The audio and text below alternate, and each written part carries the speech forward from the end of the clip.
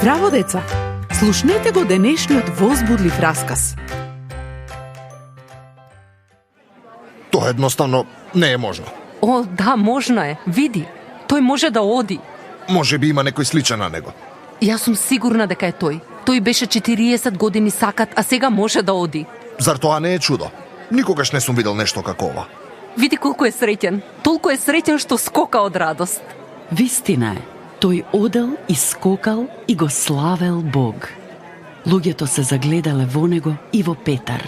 Зошто гледате во нас како ние да направивме овој сакат човек повторно да оди? Исус го направи тоа. Верувањето во Негово име може да направи чуда. Денот всушност почнал како сите други денови. Напладне Петар и Јован отишле во храмот. Тоа било нивна навика, молење секој ден во храмот во 3 часот.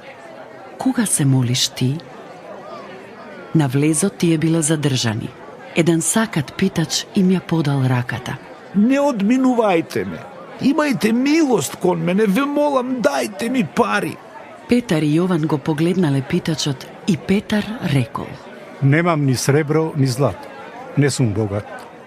Но тоа што го имам, ти го давам. Во името на Господ Исус Христос стани и оди.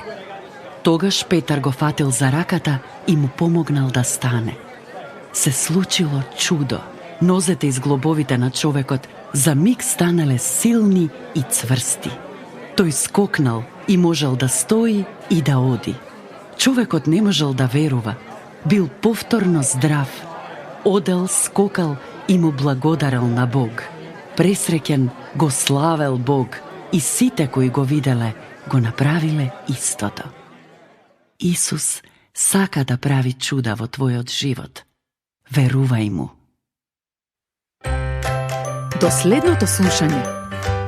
Ако сакаш да не контактираш или ако имаш прашање, пиши ни на radio7kids@gmail.com. Чао!